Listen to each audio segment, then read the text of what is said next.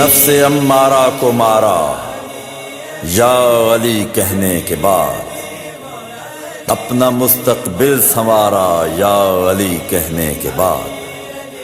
पहले मैं मुश्किल में था, अब मुश्किलें मुश्किल में हैं, एक बदला है नजारा या अली कहने के बाद। और ज़ीस्त की हर राह पे चलना सिखाने के लिए, ज़ीस्त की हर राह पे चलना सिखाने के लिए, माँ ने गोदी से उतारा या अली कहने के बाद। हस्बुनल्लाहु व निअमल वकील, निअमल मौला व निअमन नसीर। अऊज़ु बिल्लाहि मिनश शैतानिर रजीम। बिस्मिल्लाहिर रहमानिर रहीम। अल्हम्दुलिल्लाहि रब्बिल आलमीन। वस्सलातु वस्सलाम अला अशरफिल अंबिया वल मुरसलीन सय्यदना व Maulana Abul Qasim Muhammad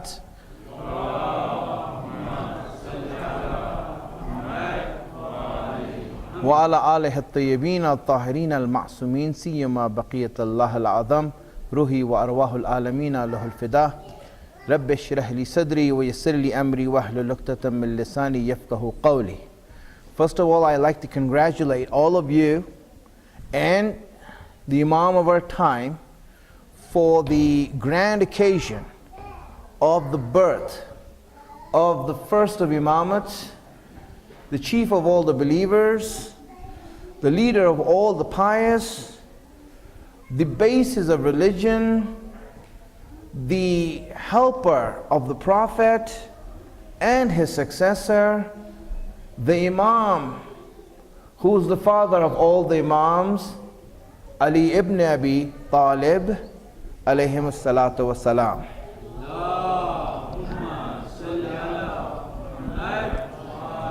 And may all of you be truly blessed by this occasion. And this is a source of happiness for all believers. As the Prophet had said, that Ali, every time a believer comes across your mention, he smiles. And every time a hypocrite comes across your mention, he frowns. And hence, whenever Ali is mentioned in a gathering, you can know who has faith and who doesn't.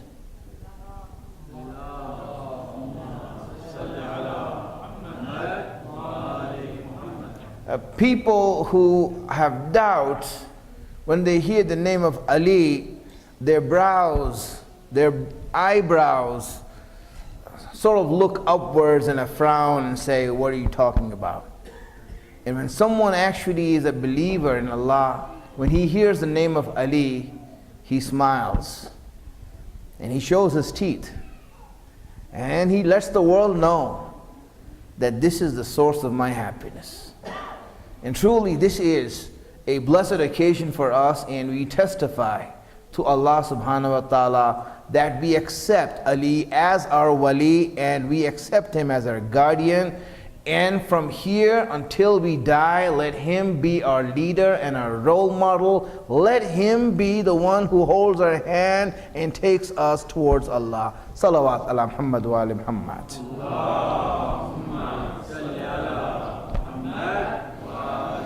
Now, I'm going to be speaking about the same subject that we started, and we are continuing it on Friday, and that is that Allah, when He created us and made us, He gave us an inbuilt nature. And one of the aspects of that nature, and one of the inherent qualities of that nature that we have, is that we by nature desire enjoyment. We desire pleasure. We want to have fun. Having fun is part of our nature. That's how Allah made us. When we don't have fun, then we see that something is missing. We become frustrated and miserable. When we do not enjoy, then we end up becoming negative. And we take this negative attitude out on our relationship with Allah. We blame Allah for us not enjoying. We blame Allah for me not having fun, when Allah never stopped you from having fun. In fact, He said, it's your nature. I want you to have fun. I want you to enjoy. I want you to truly appreciate your existence. That's why I gave you all these blessings. Why did I give you blessings for? So that you enjoy. I gave you things that you like. Things, not only things that you need, but you can do so much else with it also. If you look at each and every faculty that you have, whether it's your eyesight, whether it's your touch or your feeling, or anything that has to do with it, not only are there obligatory functions for it, but there's so much more that we can enjoy from there. Allah is saying, I gave you all of that for what? To stop you from enjoying? I never said that. I said, go ahead and enjoy. Go ahead and have fun. And then appreciate the one who gave this to you. Because without enjoying my blessings, how are you going to thank me? Without going through that, you will not feel the need, that inherent call to say that I want to thank that person who gave me these beautiful things and this enjoyment and this happiness that I have right now. Who can I thank? And maybe you might turn towards me and say, God, thank you for this. Thank you for this blessing. I wanted you to do that. That's how you build your relationship with me. And hence, enjoyment is in our nature. And now, that was the subject that we were discussing.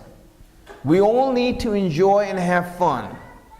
Now, last time when I spoke, you answered a very important question.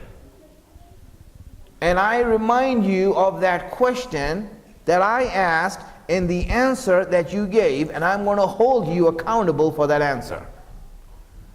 And the question was that there are certain enjoyments that we can enjoy right now without any effort, any sort of learning, anything like that. For example, a good nap,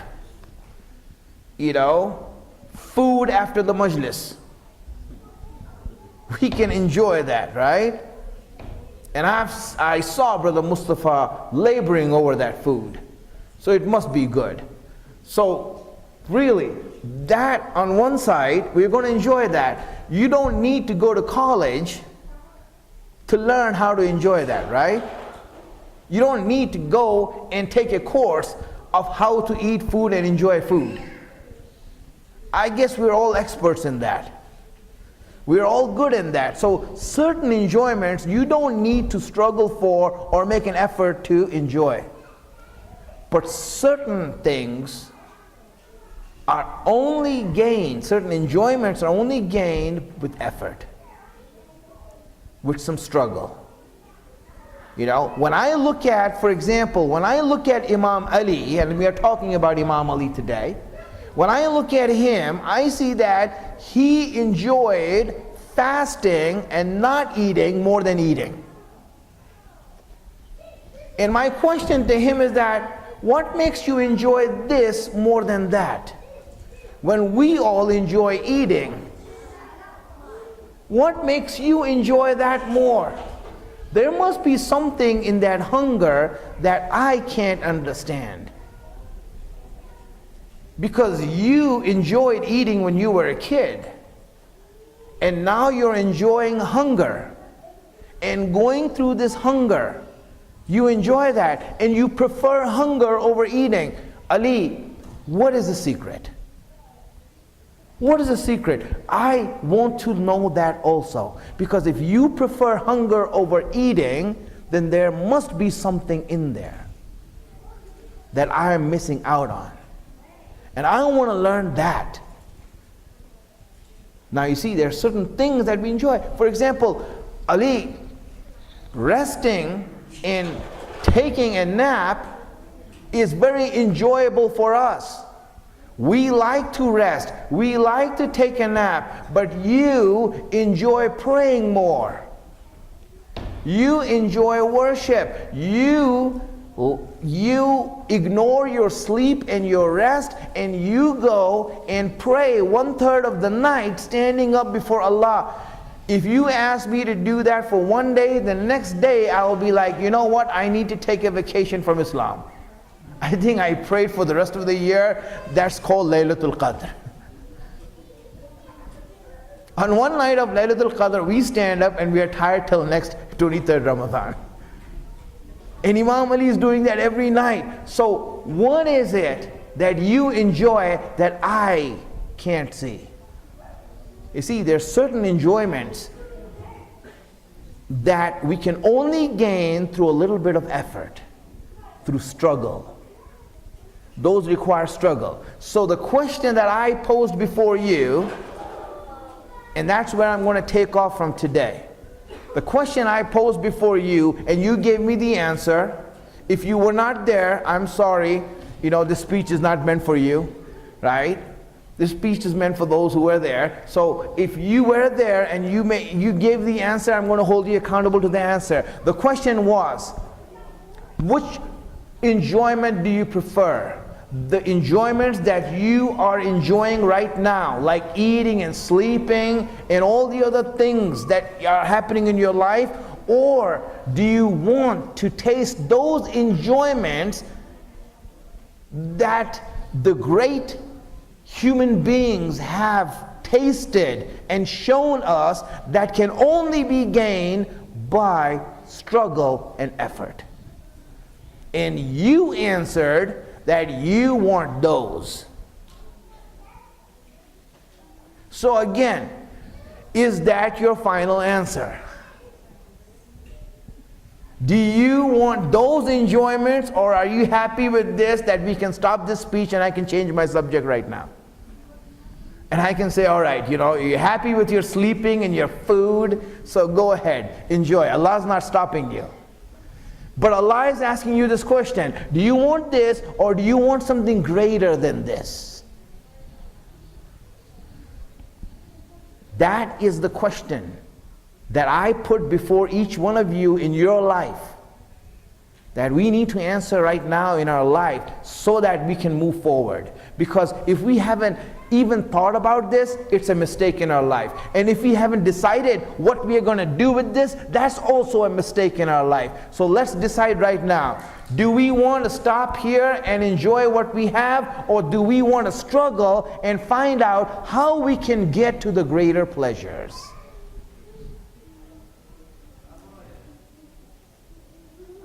It's a question. Greater pleasures or food that Mustafa made?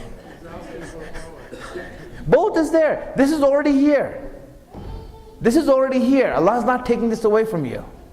The food is already there, and I assure you we are going to enjoy it right after the speech. Right? No one's going to take that away. In fact, Brother Mustafa is there protecting it. That's why he's not here inside, to make sure no one else eats it there, right? So you are good in that regard. I'm telling you, my friends, that is protected. Your enjoyments here are safe.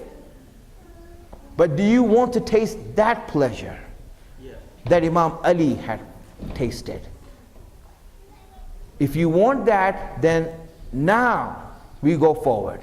But the answer I got was not too certain. Only one person said yes. Everyone is like still thinking, oh my God. All right, send a salawats.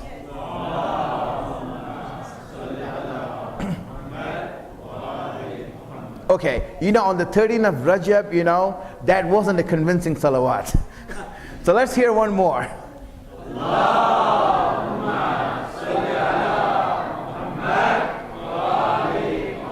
All right, I take that as a yes. All right, right? I take that as a yes. So you want to learn how to go to the greater pleasures and enjoy something that if you taste that enjoyment, you will leave everything here. Because that's too good. That is too good. And we know this. Why? Because we have examples of people like Imam Ali, who when they tasted that, they said nothing. This is nothing. I don't even want this. You know, it's like, for example, when you actually eat fine food, you let go of McDonald's.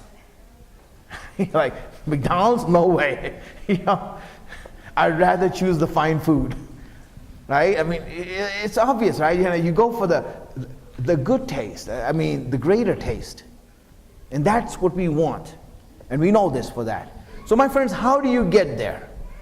Now, let me first of all knock down an idol that people have in their minds about how we reach there, because unfortunately, they have misconstrued certain things about greater people or people who have reached there, and they misunderstood how you get there. For example, a lot of people think that the great, the people, the awliya of Allah and the imams, when they, for example, when they have gone to that great levels, and when they have gone to those great places, the reason they reach there is because they love Allah.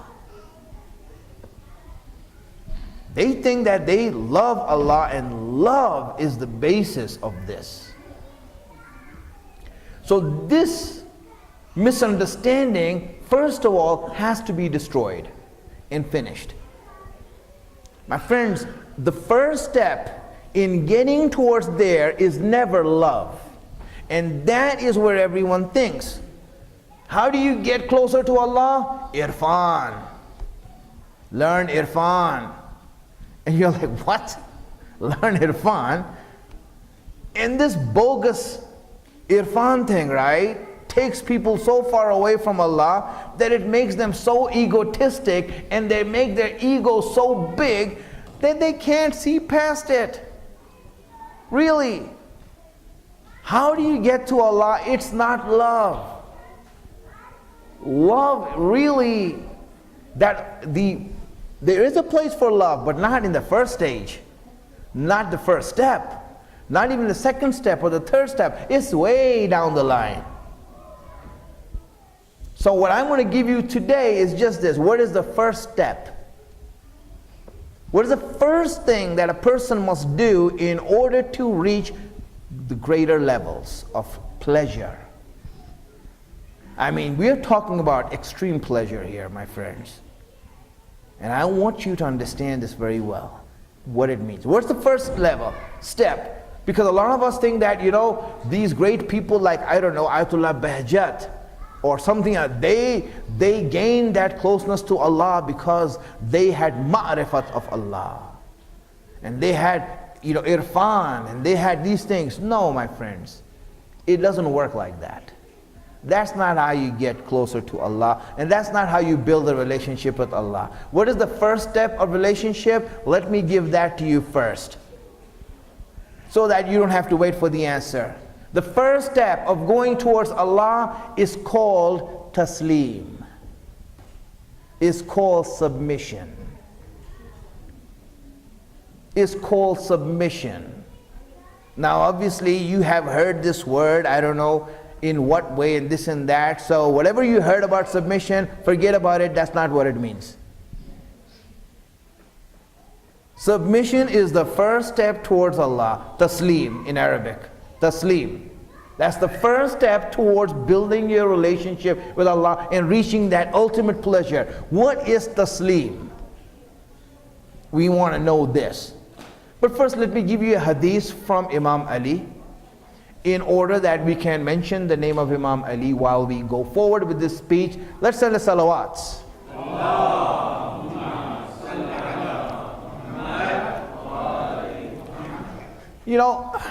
He gives us this 3-sentence hadith, very short sentences, regarding the struggle that's happening. He says, Al-ilmu qa'id, wal-amalu sa'ik, wal-nafsu harun. He says, knowledge is leading from the front. Actions are pushing from the back. And the nafs, you, in other words, you are the one in between who is defying both of them, and these two have belts in their hand, striking you hard to discipline you. Yes, your nafs is in between, and with these two thugs on the side, these are like mafia henchmen, ilm and amal, right, who are like hitting you from both sides, on both sides they're hitting you, trying to discipline you and make you walk straight. And you just don't want to listen. You don't want it. When I say you, I'm talking about each and every one of you, the person, the nafs that you are. You don't want to listen. You just don't want to give up. This is it, my friends. What is taslim? Let me just give you an example and you understand from here, right? We all had our Red Bull moments. When we are driving on the street on a long drive, and it's been a long time on the street, the night has come, the lights from the cars that are coming are glaring in your eyes, and you're falling asleep. You're trying to fight sleep. You're trying to stay awake. You don't want to go to sleep because obviously you can't, you're driving. And so what do? You take a Red Bull.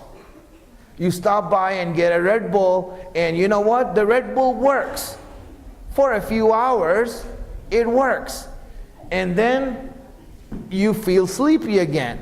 And then you get another Red Bull. And you know what? This time it only works for a little bit. And then you start getting sleepy again. And then what happens? Listen, after that, no amount of Red Bull is going to keep you awake. No amount of pinching yourself or slapping yourself in the face is going to keep you awake. Eventually, you have to give in to sleep. And a time comes when you say, you know what, I give up. Just let me pull over and sleep. This is called submission. Just give up. Just give up. Give up defying. Give up your non-compliance. Give up trying to fight it off, because eventually it's going to take you over. This is called submission. Sleep is the brother of death. The first step of going towards Allah is to submit to death. It's coming. How many Red Bulls are you going to drink? How many Red Bulls are you going to drink to try to avoid it? You can go to the gym and work out as much as you want. Yeah, it will save you for a little bit. You can eat all the salad that you want. Yeah, it'll help you for a little bit. You can try to avoid smoking as much as you want. Yeah, it's going to help you a little bit. But you know what? Eventually, you have to give in. And it's better to give in willingly and say that I submit. I lost. It's finished. This is called taslim. Taslim, my friends. This is the actual first step in building your relationship with Allah and going towards the greater pleasure. Has nothing to do with love. In fact, it's all aql. It's all aql, it's all reasoning. Reasoning says, I give up. I tried all the things that I could, but you know what? I can't avoid death. It's coming. It's coming. And when it comes, it's going to happen. It's real. Yes, it's real, my friends. So stop drinking the Red Bulls. Stop doing all these things and just say, you know what? I quit. Death is happening. Now let me get ready for it. Allah, I want to comply. You know, when you lose, and the only way you can reach that, I mean, there's ways of reaching it. I don't know if I should mention that today. Maybe in the next speech I will tell you how do you reach taslim. But let me just talk about a little bit about this if you send the salawats.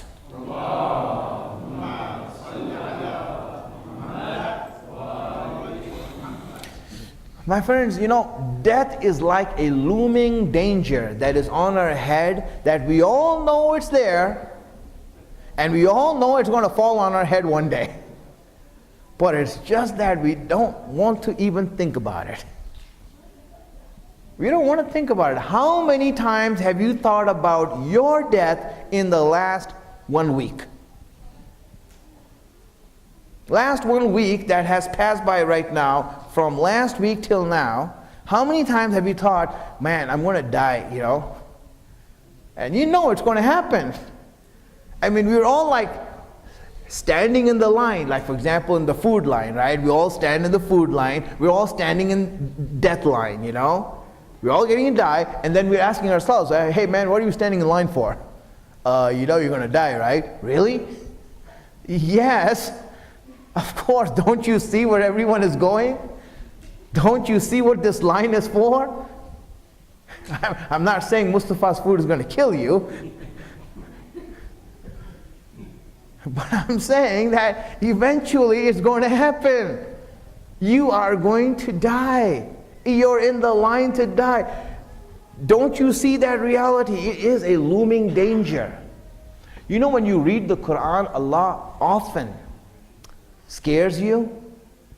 You see, like every, third, fourth ayah, there's a scare, death or hereafter or hellfire and punishment and all kinds of things. And you're like, why are all these, it's so harsh, it's so severe. Why are you so severe? Well, here's what Allah is doing this to you. He wants, and that's exactly what Allah has it there for. He shows you hellfire, He shows you death, He shows you this imminent danger that's coming towards you for what? In order to scare you. Then He says, are you scared? Are you scared? You say, yes, Allah, I'm scared. Good. Because, you know what? Now you will start to comply.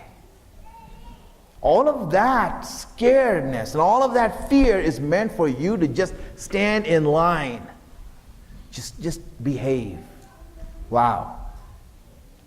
Well, Allah is doing it because He likes you, not because He wants to scare you and, make you hopeless. He's doing that in order that we can comply.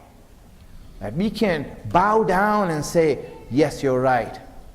When you go through enough things and you lose all options, at the end you're like, okay, I surrender, I give up.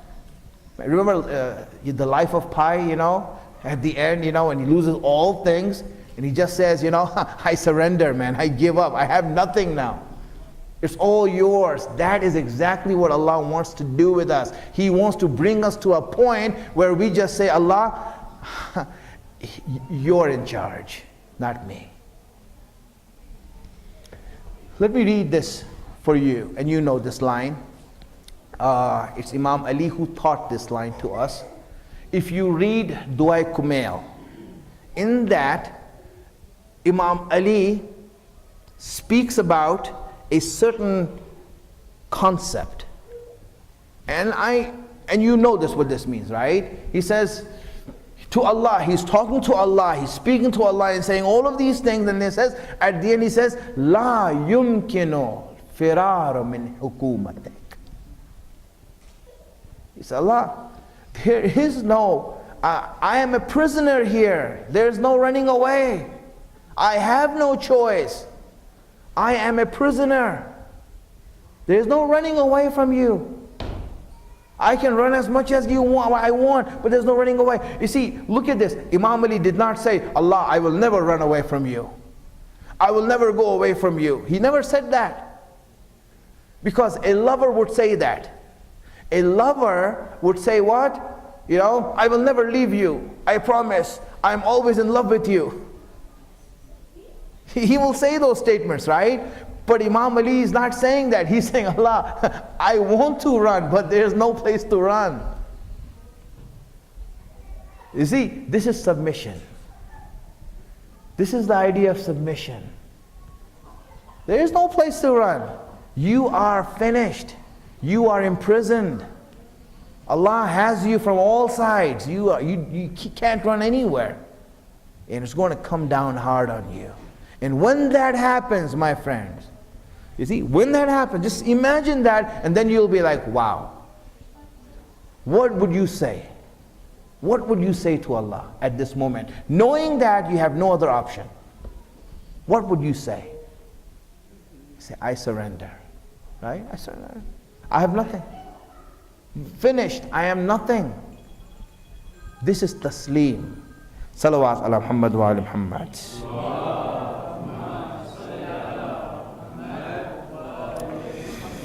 You know, du'as. When you read du'as, I just want you to see how this is mentioned. You know how Allah makes you surrender and taslim? I'm going to give this answer anyway, you know. So let me give it to you this week, and I'll explain it next time when we speak. How do you reach taslim? You know how? You know what Allah did to make you submit? And we don't pay attention. Shaitan makes us forget that. How did Allah make us submit to Him? Really, my friends, understand this. It changes your life. It changes your personality. It changes and makes you a believer. And then you'll see your attitude towards everything is different. Once you submit to Allah, what happens? How do you submit to Allah? Very simple, my friends. You know what Allah did? He kept something in His hands that you need. There's something that you need, and He kept it in His hands. Really. Something that you need every day, and He kept it in His hands. And that's how Allah makes you submit. What is it? You know, it's called rizq. It's called rizq. You need rizq, provisions, nourishment for life, and Allah has it in His hands. The more you think that it's in your hands, Allah will play around with your life. And He will make you go through such a life that you'll be like, Allah, I'm sorry if I ever did this. Really. And He will make you go through it. Yes. You think that you don't have Allah. Well, you know, actually let me read these 1-2 du'as or these hadiths for you, and then I'll explain it, right? Salawats.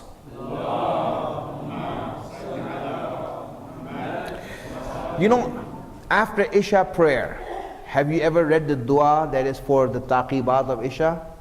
After Isha, he said, Allahumma innahu laysa li ilmun bimawdi'i rizqi. Allah, I don't know where my rizq is going to come from. I don't know. Every night Allah says, submit to that. Submit to the fact that you don't know where it's coming from. Right? وَإِنَّمَا أَطْلُبُهُ بِخَطَرَاتٍ تَخْطُرُ عَلَى قَلْبِي فَأَجُولُ فِي طَلَبِي الْبُلْدَانِ فَأَنَا فِي مَا أَنَا طَالِبٌ كَالْحَيْرَانِ. I'm just running around, you know, spreading my hands here and there, trying to see where it is. I am just like confused. It's you who plays around with me and says, here, this is for you here. Here's a piece for you here. You are acknowledging that. Acknowledging that, Allah, it's in your hands, not in my hands. Then, you know, and then after that, he says, وَقَدْ عَلِمْتُ أَنَّ إِلْمَهُ عِنْدَكَ وَأَسْبَابَهُ بِيَدِكَ وَأَنْتَ الَّذِي تَقْسِمُهُ بِلُطْفِكَ. But what I do know is this, and you are testifying, I know is this, is that the knowledge of that rizq, where it's coming from, is with you. You know where it's coming from.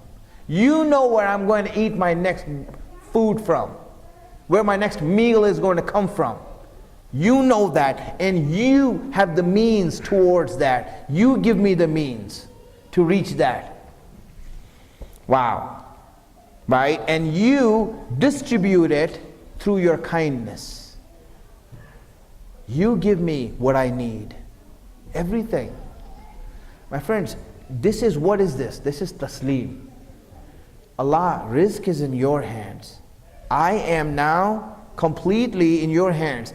This, every day, knowing that I need this and this is in Allah's hand, is where this struggle is happening.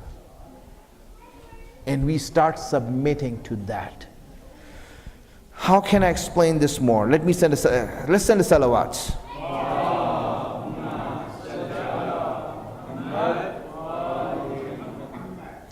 You know, in Khutbatul Hammam, I wrote this down just so that we know this, right? Khutbatul Hammam is a sermon that Imam Ali gave in Nahjul Balagha, describing the qualities of pious people, of muttaqi people. You all know that. In that, you know what he says? What is the basis of taqwa? What makes you muttaqi? What makes you fear Allah and submit to Him? You know what that makes you? He says, فَإِنَّ اللَّهَ سُبْحَانَهُ وَتَعَالَى خَلَقَ الْخَلْقِ حِينَ خَلَقَهُمْ غَنِيًّا عَنْ طَاعَتِهِمْ آمِنًا مِنْ مَعْصِيَتِهِمْ. Allah, He created you not because He needs you or because He's afraid of you. Has nothing to do with you. You can't do anything to Allah. You know, and then He says, لِأَنَّهُ لَا تَضُرُّهُ مَعْصِيَةُ عَنْ أَصَى وَلَا يَنْفَعُ وَلَا تَنْفَعُهُ طَاعَةٌ مَنْ أَتَى. Your obedience does not help him, nor does your sin hurt him. Then what happens? فَقَسَمَ بَيْنَهُمْ مَعَايِشَهُمْ. Allah, the reason that you become muttaqi is because Allah is the one who distributes your livelihood. He distributes your livelihood to each of you. My friends, this is the first step towards Allah. What is that? When you are living your life, Allah is playing with your life, running your life, and He is going to make you go through life until you say, Allah, I give up, you are in charge, I am not in charge, so please take me by my hand and let me do what you say and not let me do what I say. This is it, my friends. You think that you can go to Allah through love and through all these things. Why do we fluctuate in our faith? Like one day we feel really good, the other day we feel like, finished. My friends, why do we feel like that? Because of the fact that we try to go towards Allah through love and irfan and marifat and all these things. Well, those things don't work. The only thing that works is submission. And the only way to submit yourself is to recognize you are in need of Allah. Imam Ali submitted to Allah. He put his head down and said, Allah, you are in charge, not me. You are in charge. Even great believers did not recognize that.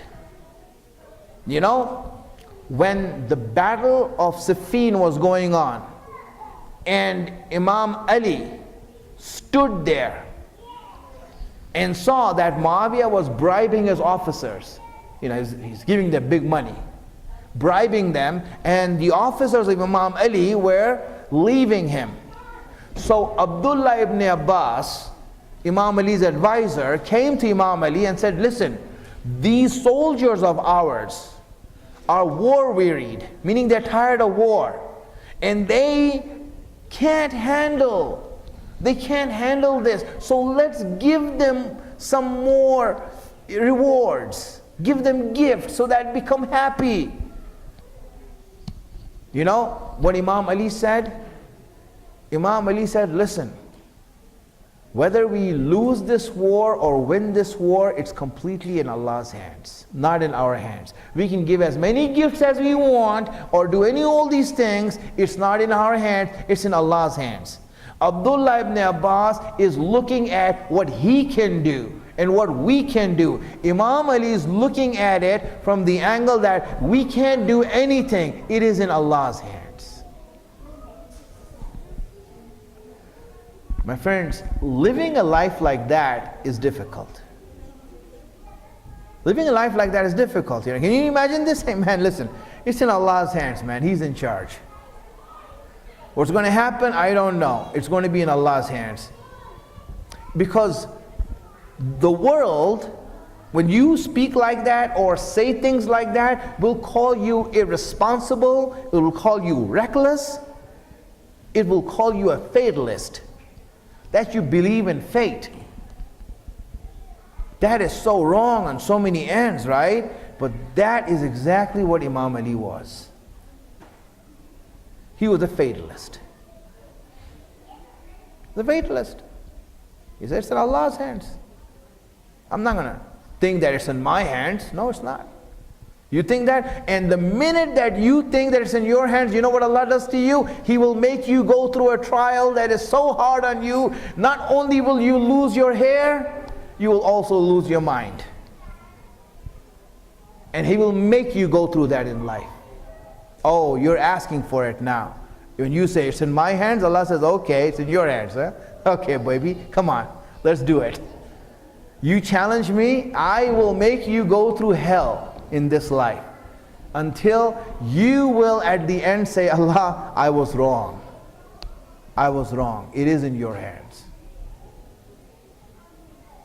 Who wants to take that challenge of Allah? Is there anyone who wants to say that it's in my hands? I'm going to do this. I'm going to do this. Try it. And then I want you to see you after your middle-age crisis. Yes, my friends, this is the beauty of it. Submission, taslim. You know how good it is when you can reach the result that you will reach at the age of 65 when you're 25. You know how good that is? That yes, in 65 everyone's going to submit. Right? No amount of pills is going to help you now. You are finished, my friend. All your enjoyments are done. You have reached an age where you can't do anything. So you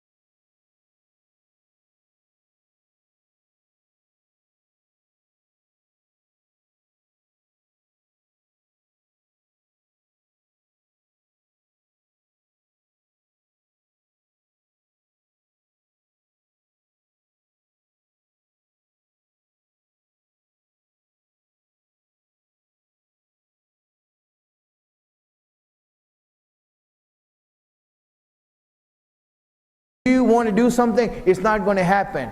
So now what happens? Can you reach that result when you're 25?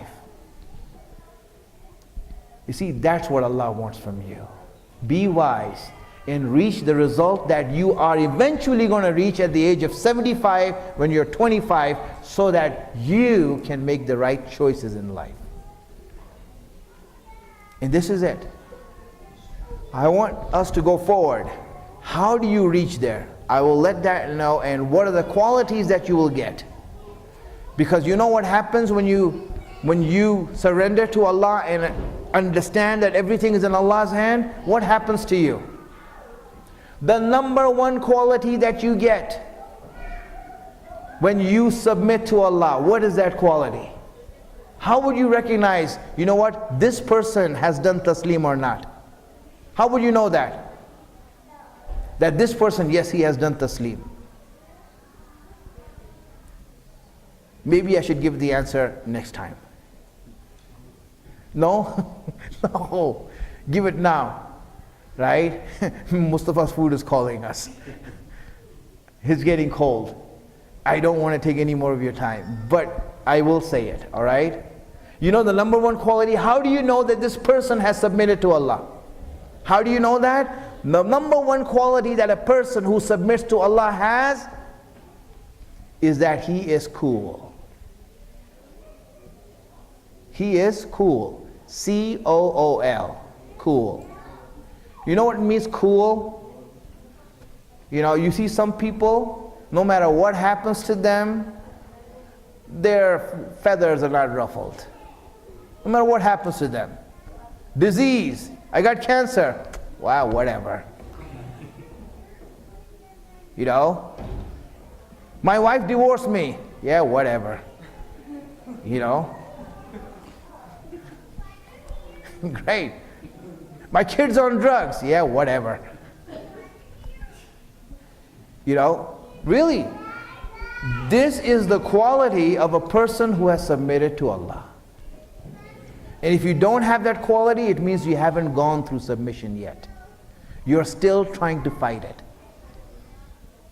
You're still trying to fight it. You know? IRS is coming after me. Yeah, whatever. You know? FBI has a file on me. Whatever. You know? It doesn't matter. Really doesn't. Allah's in charge. Really, Allah's in charge. You will become calm, composed, and cool. And when you see a person like that, you know, wow, this person has submitted himself to Allah. He has said, Allah, you are in charge, I am not. This is the first quality of a person who submits himself to Allah. And you'll be thinking, what is wrong with Maulana today? Or what was he smoking before? In fact, I haven't smoked for a long time. But it is the truth.